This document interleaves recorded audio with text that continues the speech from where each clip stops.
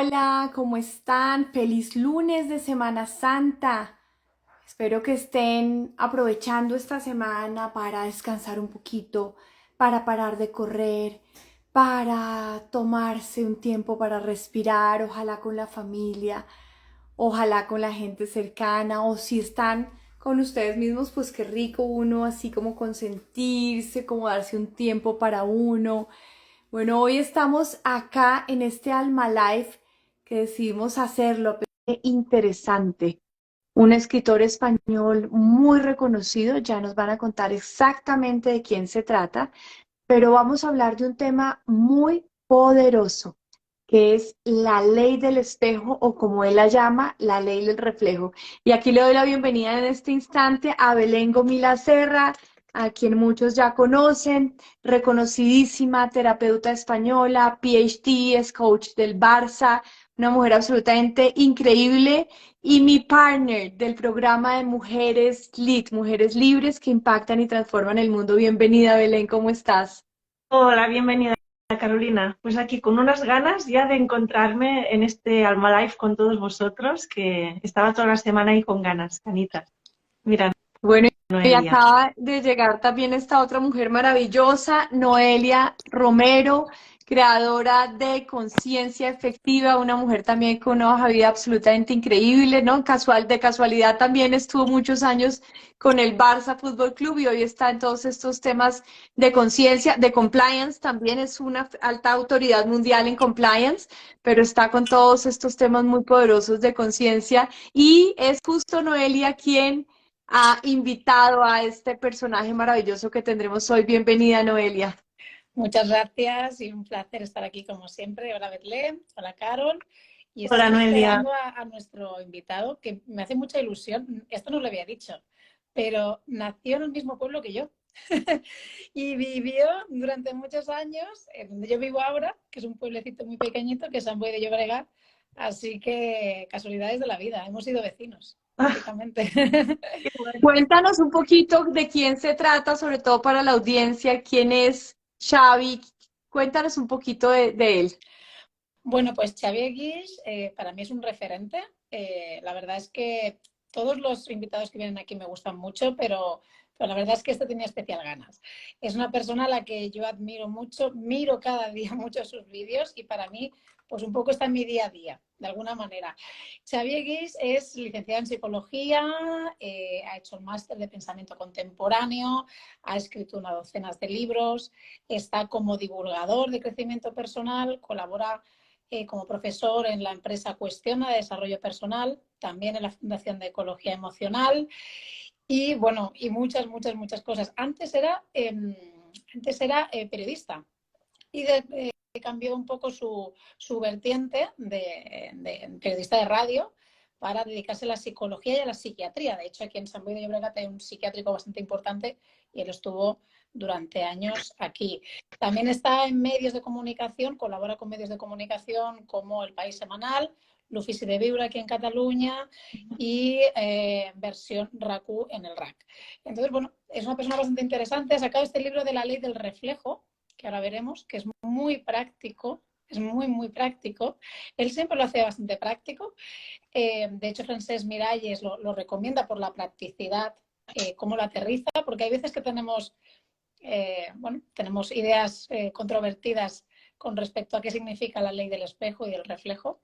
Entonces, bueno, vamos a ver si se conecta y nos comenta él un poquito más. No lo veo todavía, pero ya está por llegar la ley del espejo, la ley del reflejo, eso que vemos en otros, que quizá tenemos o por algo nos produce, ¿no? Cuando uno se encuentra con una persona y dice, uy, es que no me soporto esto, o me siento tan atraída como a estar cerca de esa persona, compartir con ella, quiero conocerla más, o eso que me molesta tanto en otro, o eso que me irrita, o eso todas estas cosas son reflejos de algo que hay en nosotros y de esto se trata esta entrevista de hoy, de esto se trata este Alma Life, para poder entrar profundo en nosotros una vez entendamos los conceptos fundamentales y cada vez que estemos con una persona enfrente que pum, me dispara algo, no importa si yo lo califico como positivo o negativo, inmediatamente tenga herramientas, por lo menos unas primeras herramientas para darme una mirada hacia adentro, ¿o no, Belén? Totalmente, te estaba escuchando y me venía la frase continuamente de que todo empieza y todo termina en mí. Por supuesto, esta frase no es mía, pero es algo tan verdadero que me la tengo que recordar a mí misma muchas veces, porque es que es así. Cualquier cosa que te pasa, que me pasa, empieza y acaba en mí. Y eso tiene que ver con este reflejo, ¿no? Que muchas veces creemos, no, es que esta persona tal, o es que la culpa, al final siempre vamos buscando fuera qué cuestiones hay, ¿no? Que me están molestando, que si esto es diferente, pero dices, no, no, todo pasa finalmente por mí. Tiene que ver con este, supongo que Xavier nos va a explicar, vamos a entrar, o me encantaría, si nos vamos a conducirlo así puede ser, con lo Ya que son las llegó, proyecciones. Mira, ya apareció. llegó. Xavier, Xavier, bienvenidísimo a este Alma Life. Qué gusto para todas conocerte. Gracias, muchas gracias. Disculpar, pero es que no conectaba, no sabía cómo conectar bien. Estaba aquí intentando. Estoy acostumbrado a hacer live yo, pero no estoy acostumbrado a compartir. Entonces, bueno, me ha costado un poquito, pero ya estoy aquí, ya estamos para, bienvenido. Bienvenido, para Xavier. hablar de lo que sea. Pues estaba escuchando de todos modos. Habéis hecho una presentación muy bonita y habéis acertado muy bien cuando habéis contado en qué consiste la ley del espejo, ¿no? Yo le llamo la ley del reflejo porque creo que está mejor contado. La ley del espejo, el espejo solo es el medio. Entonces, lo que realmente nos tiene atrapados es el reflejo en el espejo. Por eso, al título del libro le hemos puesto la ley del reflejo, porque realmente lo que me atrae o lo que rechazo es el reflejo que veo en el espejo. El espejo solo es el medio y espejos hay muchísimos, pero tuvo mucha fortuna.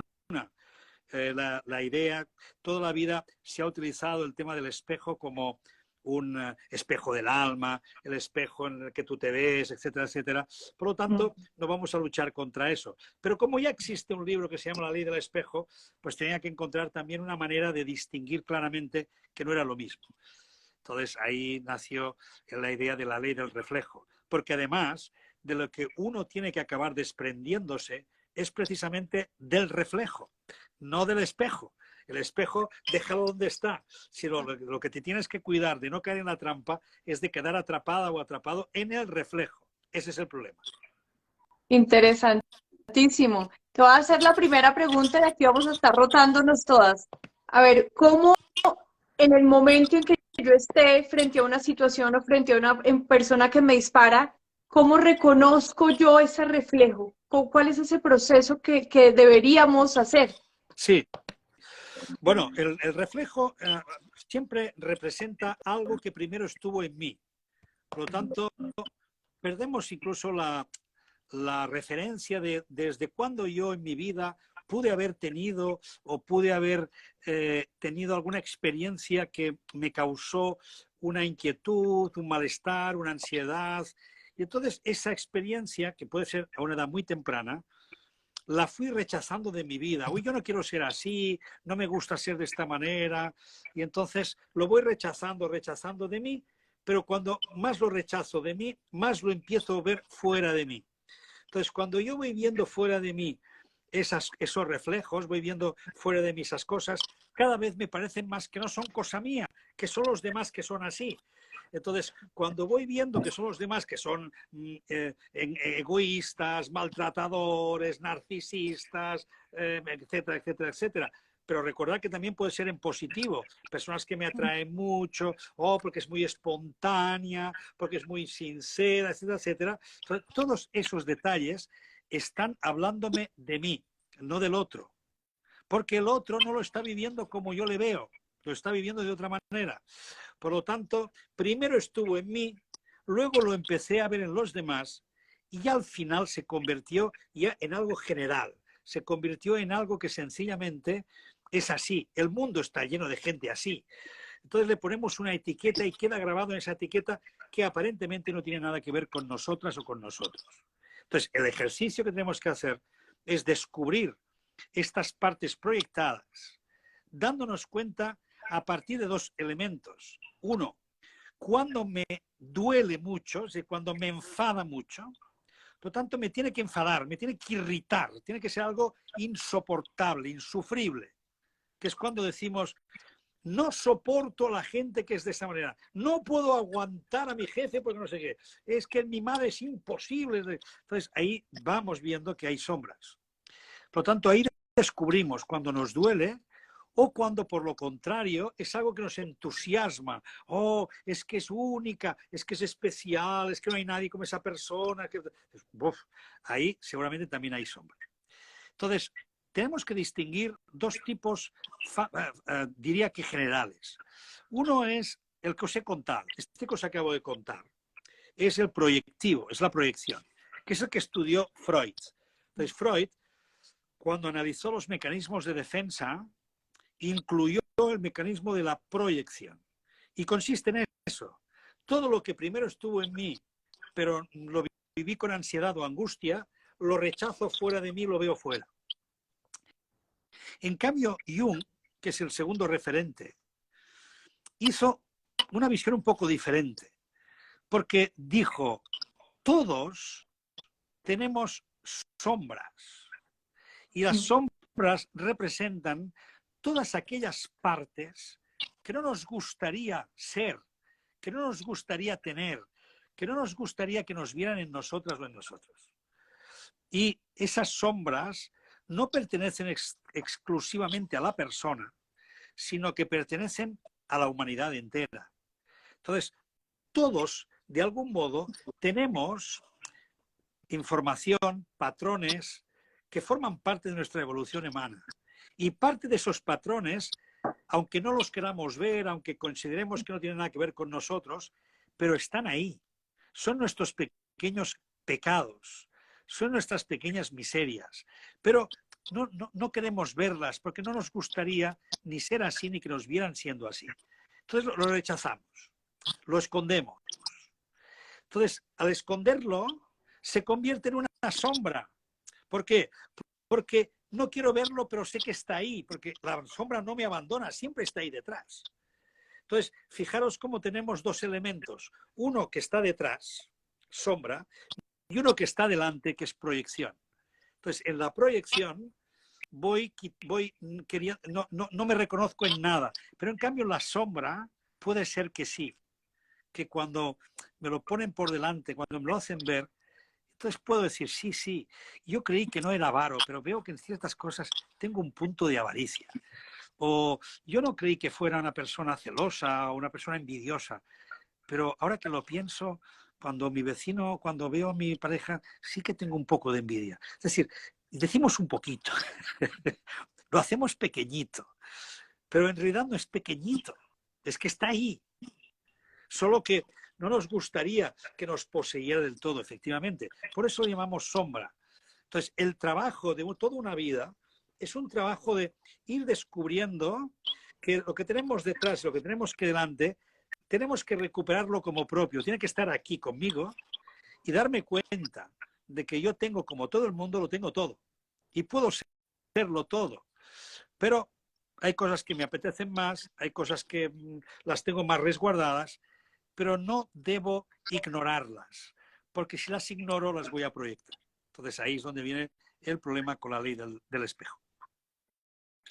Y en todo esto, claro, es muy interesante lo que cuentas, porque claro, siempre pensamos la ley del espejo como lo negativo. Fíjate que también hay una parte oscura en lo positivo, ¿no? Sí, porque Pero... te voy a poner un caso, ¿no? La chica que admira a personas que son muy espontáneas. Yo sigo aquí en Instagram o YouTube, yo sigo a esos gurús o es igual, como se llamen, que son tan espontáneos, porque lo dicen todo tal cual, me encantan porque son tan sinceras esas personas. Digo, pero seguramente tú también lo eres. No, yo qué va, yo tengo mucho miedo, yo nunca me pondría ahí en medio, no se me ocurre a mí, yo tengo que pensar mucho las cosas. Pero entonces cuando rascas un poquito, te das cuenta que esa persona cuando era pequeñita o jovencita, era muy espontánea, pero le cortaron las alas, porque le hicieron creer que era demasiado espontánea, que no encajaba bien, que decía las cosas fuera de lugar, que hacía bromas que no entendía nadie. Entonces la fueron cortando, recortando, hasta que se recortó a sí misma. Entonces ya se impide poder tener esa manifestación, tener esa entidad en sí misma. Entonces, como no lo ve en sí misma, lo tiene que ver fuera. Pero en realidad eso estuvo y quien tuvo, retuvo. Es decir, es recuperable. O sea, que es una parte del carácter que seguramente es algo muy valioso que lo tenemos escondido, ¿no? Ahí está.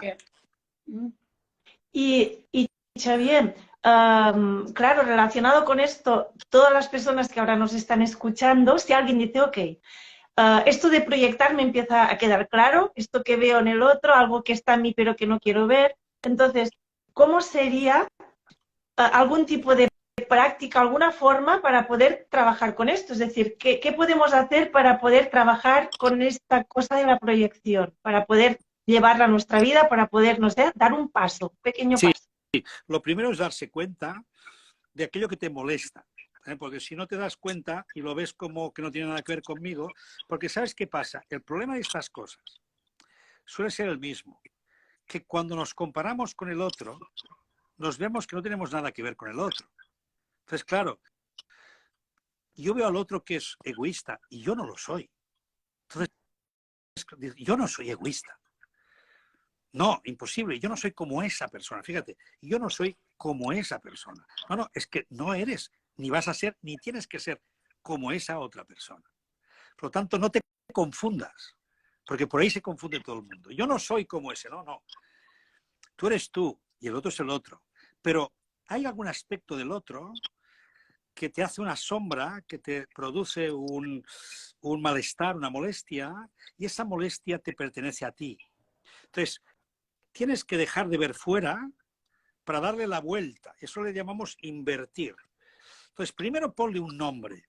Eso que está ahí fuera, ¿qué es? Egoísmo, maltrato, victimismo. Es una persona victimista. Vale, entonces nos preguntamos, ¿y por qué le digo que es victimista?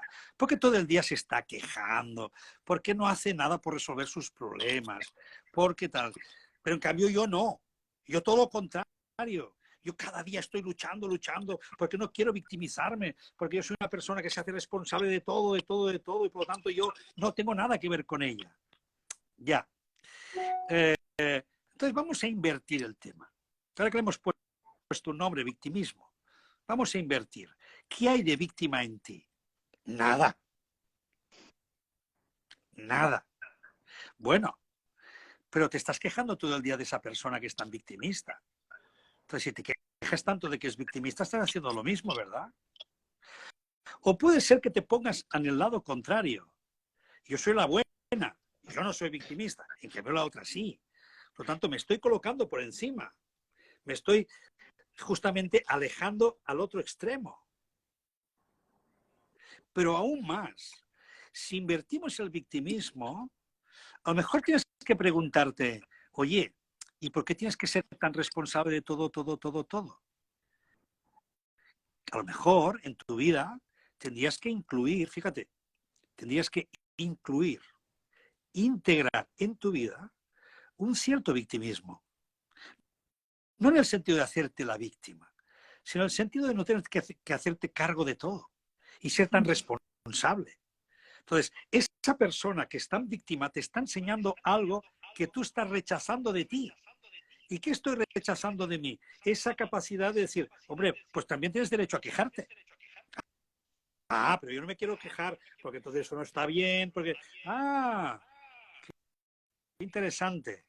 Entonces, fíjate cómo estoy rechazando, pero no estoy integrando esa sombra en mí. Por lo tanto, primer paso, nómbralo. Segundo paso, inviértelo. Mira hacia ti y no hacia afuera. Y cuando miras hacia ti, date cuenta cómo te colocas tú ante eso. ¿Y cuál es tu impulso? ¿Mi impulso cuál es? Hacer las cosas. Y yo quiero hacerme responsable de las cosas. Bueno, está muy bien. Ese impulso está muy bien. Pero, oye, ¿por qué te molesta tanto si tú ya haces lo tuyo?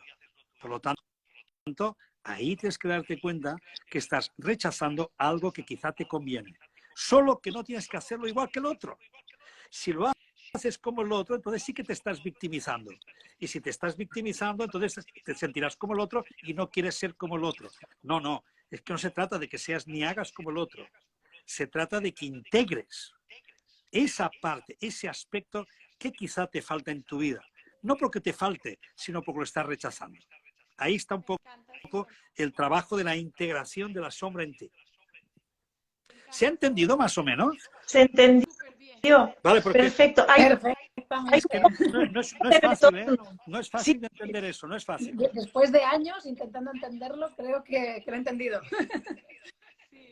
un momento, tema logístico. Xavier, porque es tan interesante, hay un punto de retorno. Yo lo puse en mute por si acaso, pero no sé cómo solucionarlo. Y yo no sé cómo resolverlo eso, no. Ponemos todas en mute, si os parece, mientras no hablemos, mientras habla Xavi, Dejémoslo y a lo así mejor hay mientras Vale, algún estemos ordenador hablando. encendido con Instagram por ahí, que no sea el Puede ser, motivo que sí. haya eco. vale. Exacto, mientras no hablemos, dejemos el mute. Voy a hacerte una pregunta, Xavier. Ya te quiero decir Xavi porque ya con todo esto que estás explicando me dan ganas así como de abrazarte y decirte gracias. Qué bueno. Entonces, te quería hacer esa pregunta en relaciones de pareja, ¿no? El marido, la mujer o la pareja, en fin, la pareja, donde hay una relación amorosa, donde es súper común ver es que ellas no sé cómo, es que él no sé más, es que si ella hiciera, es que si él dijera, y todo el tiempo es yo te veo a ti y no me veo a mí. Y cuando me veo a mí es que justo lo que acabas de explicar, es que yo soy lo opuesto, es que él no hace nada, es un vago, ay, es que ella es una controladora, o lo que sea, no importa. Claro. Entonces, en relaciones de pareja, si le fuéramos a hacer un doble clic a la explicación que acabas de dar, para aplicarlo a ese día a día de un hombre y una mujer, o dos hombres o dos mujeres que viven bajo el mismo techo y viven así señalándose, ¿cómo sería? Bueno, mira, yo generalmente cuando vienen parejas, una de las primeras cosas, casi como una broma, pero es una broma que luego les pasa factura, es decir, ahí tenemos que ir con cuidado. Lo que les digo, dime qué tiene tu pareja de tu papá, dime qué tiene tu pareja de tu mamá. ¡Wow! Entonces se dan cuenta de que están viendo en sus parejas lo que han rechazado de sus papás o de sus mamás. Entonces ahí tenemos una dificultad porque no estoy actuando desde lo que la persona que tengo a mi lado es, sino estoy actuando como aprendí a actuar con papá o con mamá cuando me trataban de una determinada manera.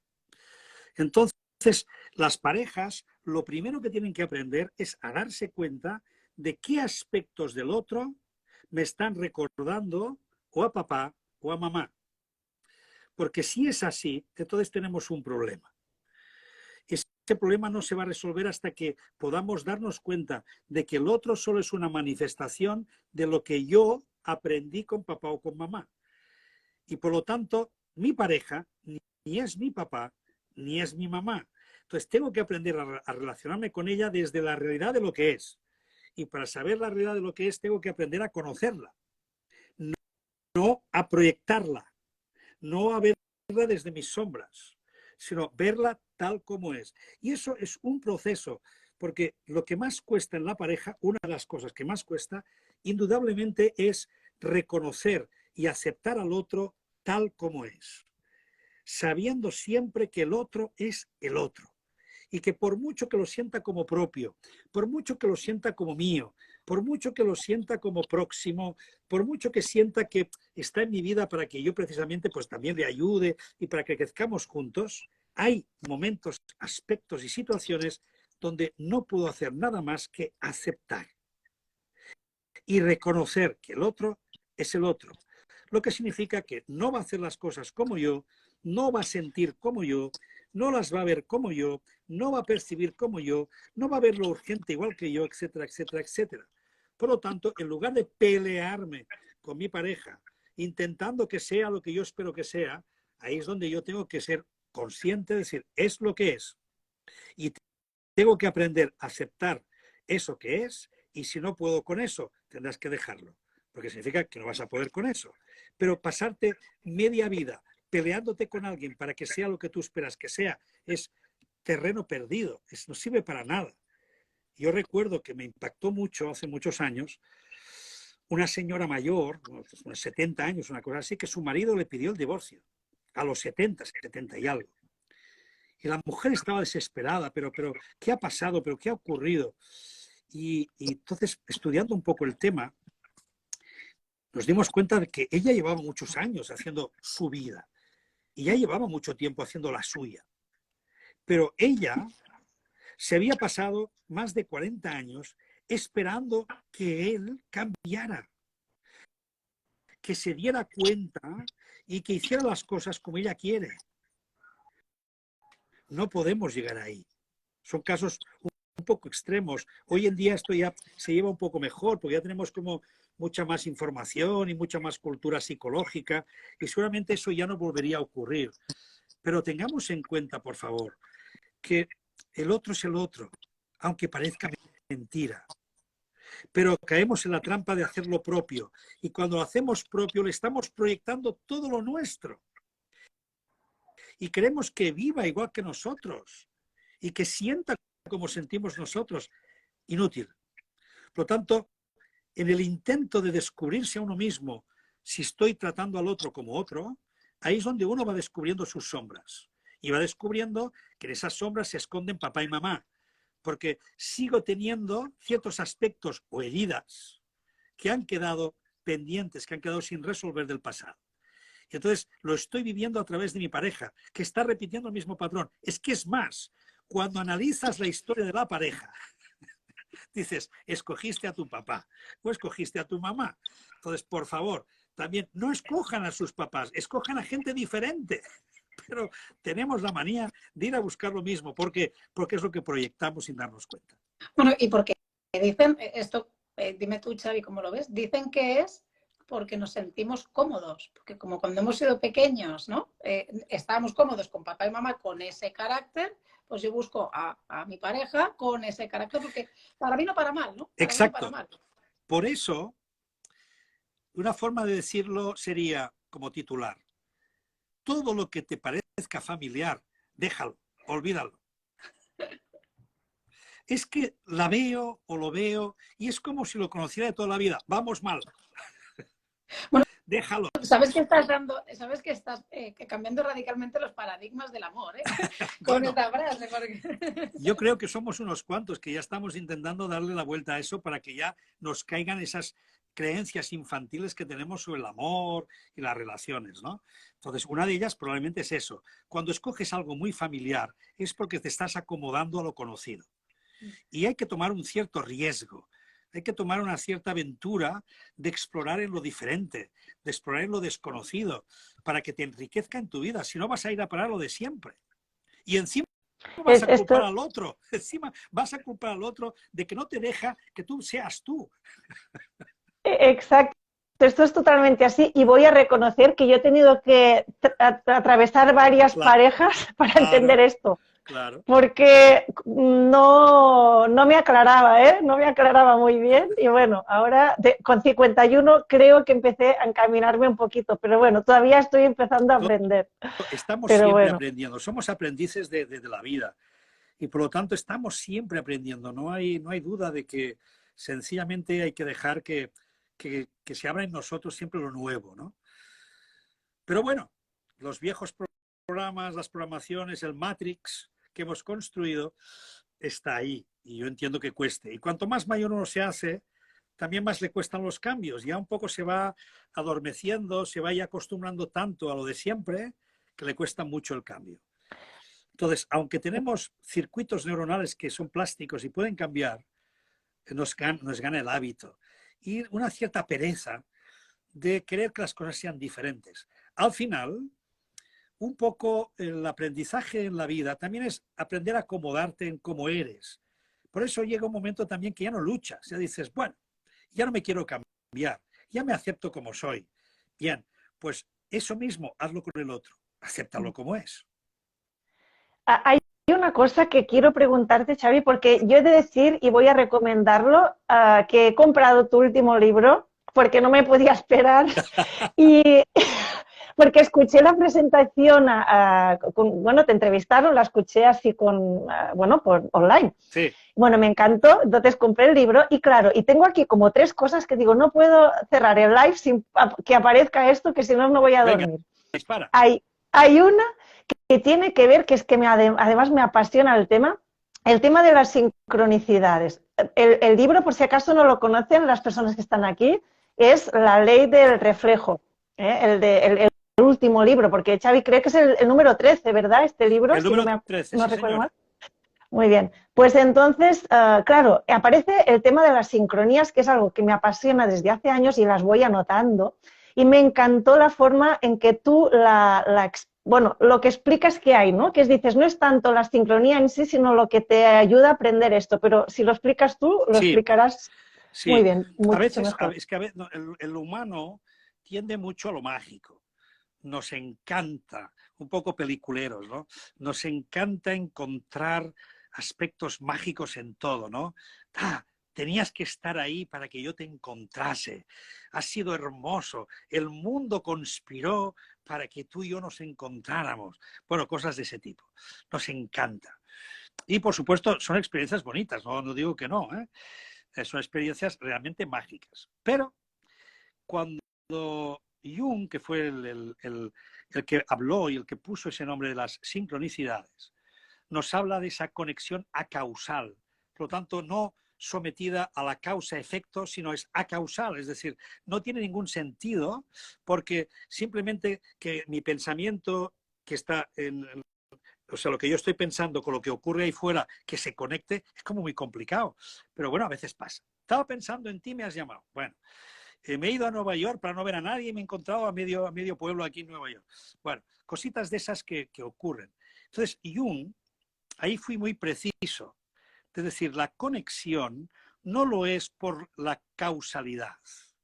No, la importancia no lo tiene el encuentro. Lo tiene el sentido que ese encuentro va a tener para ti. Entonces, si yo me encuentro con un viejo amor, que es lo que cuento un poco en el libro, ¿no? Me encuentro con un viejo amor que no lo había visto nunca más, habían pasado años, y de repente en el lugar más extraño del mundo, en Tailandia, meditando, me encuentro al lado a mi novia, mi primera novia. Dios mío, ¿qué me está diciendo el universo? Dios mío, pero qué casualidad o qué causalidad. Pero ¿cómo puede ser? Esto significa algo. Lo primero que pensamos, esto significa algo. Bien, entonces, sí, seguro que significa algo. De hecho, todo en la vida debería significar algo, porque todo el vivir es significativo. Bien, pero eso como es extraordinario, pues parece que está revestido de algo más mágico. Bien, entonces resulta que después nos vamos a cenar, hablamos de nuestras vidas y luego nos despedimos y ya no la veo más. Al día siguiente, esa novia que me encontré en Tailandia vuelve con su pareja y ella no le ha dado más importancia. Le dice a su pareja actual, ¿sabes qué me encontré? Qué casualidad, mira qué bonito, tal y cual, estuvimos cenando. Bueno, ¿y cómo fue? Pues nada, ahí nos contamos nuestras miserias de juventud y tal y cual. Fue bonito, ya está, y se queda aquí. En cambio, para mí o para la otra persona, ese encuentro, wow, me ha despertado la memoria de cuando yo amaba de verdad, de lo bonito que fue ese amor, porque fue real, porque fue entregado, porque fue intenso. Y en cambio ahora estoy en una relación de mierda, perdonad, estoy en una relación que no me da, estoy aguantando por aguantar, no sé por qué estoy todavía en ella, no estoy viviendo lo que quiero. Encontrarme con ella ha significado para mí reencontrarme con mi viejo yo, pero no viejo, sino con aquel yo que abandoné en algún momento de mi vida. Y gracias a ese encuentro, el significado que ha tenido para mí es recuperar ese amor en mí. Entonces, fíjate, el encuentro es lo menos importante. Lo más importante es el sentido que tiene para ti, que en cambio no lo tiene para el otro. Entonces, no necesariamente los encuentros sincrónicos tienen que ser para todos exactamente igual, la misma experiencia, sino que es importante y es sincrónico en el sentido, no en el encuentro en sí mismo. Por eso tenemos que preguntarnos, ¿qué significado ha tenido eso para mí? ¿Cómo estoy yo viviendo eso que ha sucedido? Porque yo no sé el otro cómo lo vivirá. Puede ser que sí, puede ser que las dos personas ahí encuentren algo que a las dos les toque en su sentido y les sirva para que continúen explorando ese encuentro y ese sentido. ¿De acuerdo? Es una posibilidad. Lo que importa, ¿qué sentido tiene para ti? Luego están las sincronicidades que son de otro nivel, que son a nivel de los sueños, a nivel de las premoniciones, a nivel de las personas que anticipan a través del sueño, a través de visiones que tienen, anticipan cosas que luego van a ocurrir. Entonces, sí, eso existe, eso puede ser, porque hay capacidad y podemos conectarnos a ese almacén que en tecnología le llamamos iClouds, pero que en realidad es esa nube donde está toda la información de nuestra historia, toda, de todo lo que nos ha sucedido, todo está ahí. Y por lo tanto a veces podemos acceder de algún modo a un conocimiento que está en la nube, pero que nos sirve para poder captar lo que puede ocurrir. Y eso se manifiesta en símbolos, en sueños y en premoniciones. Por lo tanto, existe, es una realidad. Y es increíble, ¿no? Me encanta también esa historia como nos la pusiste, porque lo importante nunca es lo que pasa afuera, sino lo que ocurre en mí después de que eso pasa afuera, no el encuentro, no la situación, no la circunstancia, sino lo que ocurre en mí hacia adentro, que si lo capitalizo, gano. Yo te quería preguntar un poco por tu historia, Xavi, ¿cómo llegaste a esto? ¿Qué pasó en ti que te diste cuenta que había una ley ya no del espejo, sino del reflejo? ¿Cuál es esa historia personal tuya que te lleva hoy a compartir en este libro y con este live y con todos estos mensajes tan poderosos y tan importantes? Bueno, yo vengo de un mundo totalmente diferente, porque yo en mi época, digamos, en mi vida anterior, pero no lo digo uh, uh, hablando en términos esotéricos, y yo he vivido otra vida, porque hasta los 40, no, 35 años, mi mundo fue el espectáculo. Yo me dediqué al teatro, me dediqué a la televisión, me dediqué a la radio, era locutor de radio. Entonces, mi mundo era ese. Y fue a partir de la crisis que aquí en Barcelona tuvimos después de los Juegos Olímpicos, el año 93, donde hubo una crisis económica muy dura, que eso me pilló, pero muy fuertemente. Y a raíz de esa crisis tuve que replantearme mi vida. Bueno, te has quedado con una mano delante y otra detrás. ¿Qué quieres hacer? Y ahí es donde recuperé mis aspiraciones de juventud. Y entre mis aspiraciones de juventud recuerdo que ya con 18 años me había comprado toda la enciclopedia de la psicoanálisis, que no entendía nada, que era imposible entender nada porque era muy jovencito y además no había estudiado nada de eso. Pero aún así eso me llamó. Por lo tanto, en mí ya había una llamada hacia lo psicológico. Pero me desvié por el camino. Tenía que aprender otras cosas. Tenía quizás que encontrar habilidades que me proporcionó el mundo de la escena, el mundo de la comunicación, sobre todo la comunicación. Sí que creo que se me preparó para ser un buen divulgador. Entonces, eso es lo que ocurrió en el año 93 y a partir de ahí ya mi vida viró. Me puse a estudiar psicología, hice la carrera, ya aproveché para meterme ya en temas de autoconocimiento, la programación neurolingüística que por entonces estaba aterrizando aquí en España, en fin, que hice durante 10 años como una carrera meteórica respecto a todo lo que es el mundo de la psicología y el autoconocimiento. Y tengo que decirte que ahí es donde descubrí que eso es lo que me funcionaba bien, porque lo otro no me funcionaba bien. Digamos que, para que nos entendamos, no es que fuera ni un actor ni un locutor del montón, pero siempre me quedaba a las puertas del éxito. Era como casi, pero nunca llegas. Y en cambio, a partir del momento en que empecé a trabajar en la psicología, en este mundo del autoconocimiento, ya no ha habido ninguna duda. Ya todo ha fluido. Ya tampoco me importa si estoy arriba, estoy abajo, estoy en medio. Me es igual. Solo sé que fluyo con eso, que ahí es donde yo encaucé realmente lo que creo que tenía que hacer en mi vida. Cosa que mi padre, antes de morir, me confirmó. Porque mi padre se había metido muy poco en mi vida. No era un padre de los que se entromete y te dice. Mi padre me dejó hacer lo que quise. Pero antes de morir, recuerdo que sí, que en una conversación me dijo: ahora estás haciendo lo que tenías que hacer. Y cuando un padre te dice eso, la verdad es que te pega un impacto, te pega un pellizco muy fuerte y dices, caray, aunque sea tarde, pero me lo has dicho. Entonces, qué bien que me confirmes tú que eres mi padre. Entonces, pues ahí uno toma ya la autoría de su vida y a partir de ahí ya entra en el campo de la psicología del autoconocimiento. Luego ahí me viene ya, aparte de mi trabajo en la consulta, en donde ahí estoy viendo continuamente mecanismos de defensa y proyecciones, en el trabajo que hago en Cuestiona, que entonces no era Cuestiona, entonces era solo un máster, el máster de liderazgo personal y autoconocimiento que inspiró o empezó a hacer Borja Vilaseca, luego se fue convirtiendo ya hasta en lo que se ha convertido hoy, que es Cuestiona. Pues yo soy profesor ahí desde el primer día, desde la primera edición. Las he hecho todas. Y ahí Borja un día me dijo, oye, Xavi, yo te he traído para que hagas el tema de la comunicación, porque en eso eres muy bueno, tal. Dice, pero, oye, haz lo que te dé la gana. Haz lo que te haga feliz. Convierte el curso en una experiencia que tú sea lo mejor que puedes dar. Y ahí lo tuve clarísimo. Digo, vamos a trabajar la ley del espejo. Porque me parece que psicológicamente hablando, ya que estamos hablando de autoconocimiento, no puede haber autoconocimiento si una persona no se hace responsable de sus propias sombras.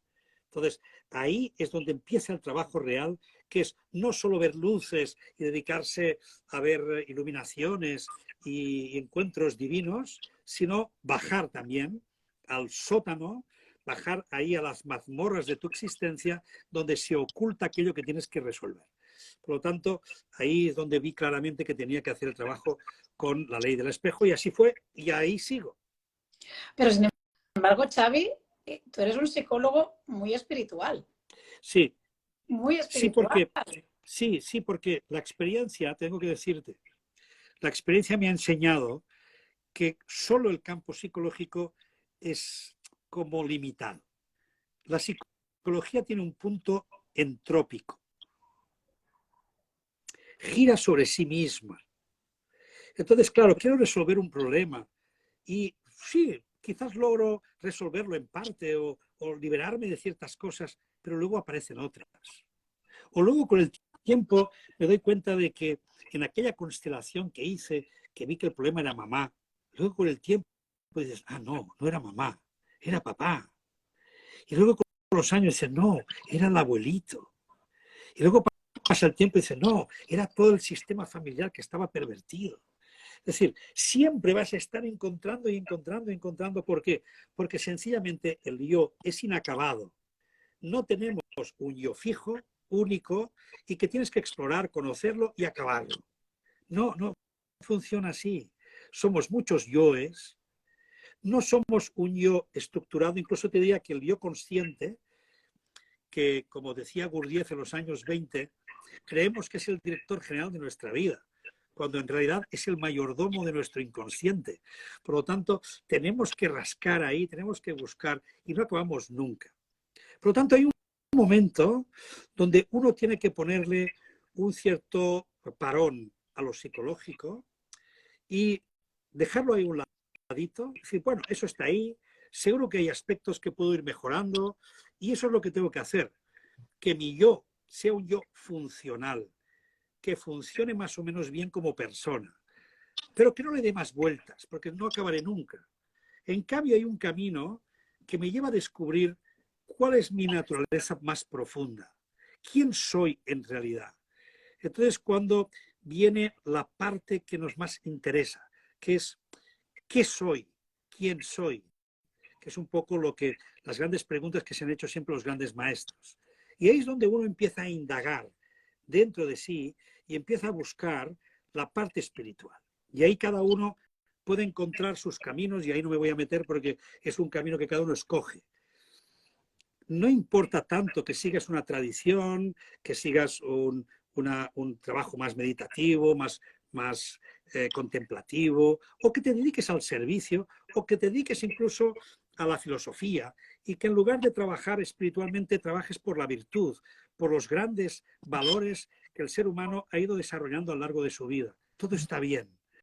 Lo que importa es que te trasciendas. Lo que importa es que vayas más allá de tu yo, que vayas más allá de ti y descubras que perteneces a algo mucho más grande. Y eso lo descubres no necesariamente solo en la espiritualidad, lo puedes hacer de muchas maneras, llevar a una familia, tener hijos, dedicarse a una gran vocación.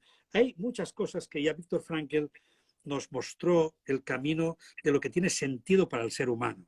Entonces, dedicarse un poco a esas cosas nos descubre que realmente somos más. Y cuantos más somos, aún más. Por lo tanto, una invitación continua a ese espacio que yo le llamo psicoespiritual, que no deja de ser un puente, ¿no? Un puente entre lo psicológico y aquello que llamamos trascendente y que descubro en esas prácticas donde trabajo para el bien, para la verdad, para la belleza, que trabajo para el conocimiento profundo de mi alma o simplemente de eso que algunos le llaman Dios, que en otras culturas no tiene ni ese nombre, simplemente es la naturaleza divina o la naturaleza profunda de quien soy. Es igual el nombre que le pongan, pero descubra que en usted existe un tú, que está en ti, que no eres tú, pero está contigo. Entonces, esa relación es constitutiva de lo espiritual.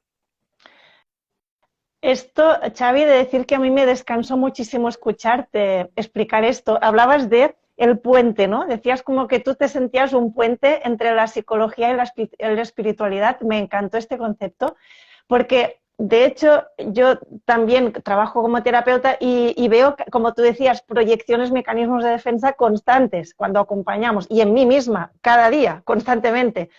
Entonces, lo que ahora te escuchaba, dijo que me descansó porque reconozco que yo tengo aquí mi biblioteca, tengo a Freud, a Jung, a toda la gente, y aquí mi parte espiritual. Y esta la tengo un poquito como que no la enseño tanto. Y cuando te escuché a ti, digo, ¡ay, qué bien! ¡Qué gusto! ¡Qué descanso! Y me encantó. Digo, yo también quiero ser un puente como Claro, estos que está planteando Xavi. claro.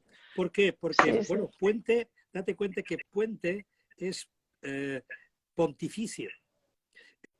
Es decir, el pontífice es eso, al que llamamos papa, que es un pontífice, que significa puente, puente entre Dios y los humanos. Eso es lo que hacían también los chamanes. Entonces, todo intento de hacer de puente es como un pontificado, es como un entregarse, una causa donde intentas acompañar a las personas a que establezcan esa relación, pero no con aquello que está en el cielo, sino con aquello que está en ti. Pero está en lo profundo y está en ti de siempre. Por lo tanto, puedes alcanzar ese conocimiento si encuentras también quien te ayude, una pequeña comunidad, un grupo o a veces una terapia más existencial. Y yo estoy convencido, igual que tú seguramente, que no resolvemos todos los problemas desde el punto de vista estrictamente psicológico, sino cuando logramos conectar con el sentido existencial, cuando logramos que la persona encuentre qué es lo que vale la pena en su vida, qué es lo que es realmente importante y dónde puede encauzarse para descubrir que hay más vida de la que ella había creído. Si no, todo queda encerrado en lo de siempre. Entonces, debe ser muy desesperante que llegues a los 50 años y te plantees una simple pregunta. Ahora que ya he vivido 50 años, ¿el resto de lo que me queda va a ser siempre lo mismo? ¡Wow! Yo creo que eso se lo plantea mucha gente. Entonces, esa pregunta nos tiene que servir simplemente para que digamos, no, hay más vida, hay mucha vida todavía por vivir, solo que tengo que abrirme a descubrirla. Y ahí es donde entra esa parte que llamamos más espiritual. Sí, totalmente alineadas contigo. Nosotras, de hecho, las tres estamos en este mismo proceso. Nos gusta la ciencia, nos gusta la data, nos gusta la investigación, pero si no llega esto espiritual a darle forma y fondo, como que no fluye. De hecho, tenemos un programa con Belén para mujeres que de repente están llegando a estas edades y de repente un día dicen estoy llorando y no sé por qué y siento como un vacío aquí en el corazón y como que ya no me hallo en lo que siempre he estado y necesito algo que me reconecte con eso que estás diciendo, Xavi, con ese sentido de significado, con este sentido de propósito que me pueda reencaminar el resto de la vida, porque que tengamos 50 años quiere decir que estamos en la mitad o menos de la vida con lo que dice la ciencia. Y la pregunta que te quiero trasladar justo ahora es, para esas personas que nos están oyendo en directo o en diferido, que están con estos síntomas de, hey, he logrado mucho acá, pero no me hallo y necesito moverme, ¿tú qué les dirías en ese sentido de reencaminarnos hacia este otro lado? Sí, al final es un tema de exploración. Es un tema de, simplemente por eso decía, las preguntas claves, ¿no? ¿Quién soy? ¿Qué soy? Y luego empezar a explorar el tema del sentido, pero desde el vacío, que es la parte que es más costosa. Porque claro, como no queremos sentir el vacío, estamos siempre idealizando, siempre estamos proyectando, estamos generando expectativas y cuando no lo logramos todavía nos exigimos más y más, porque nos parece que si logramos ese ideal vamos a ser felices. En realidad estamos huyendo siempre del vacío. Entonces hay un día que uno tiene que dejar ya de escaparse del vacío y empezarlo a reconocer, pero empezarlo a reconocer como una especie de exploración interior. Oye, en lugar de verlo como un abismo, en lugar de verlo como un espacio de insatisfacción permanente, voy a observarlo como si fuera un espacio dentro de mí. Y voy a hacerle lugar, voy a permitir que exista eso en mí. Y ese es el camino que seguramente propone de una forma más clara la meditación. Pero hay, repito, otros caminos.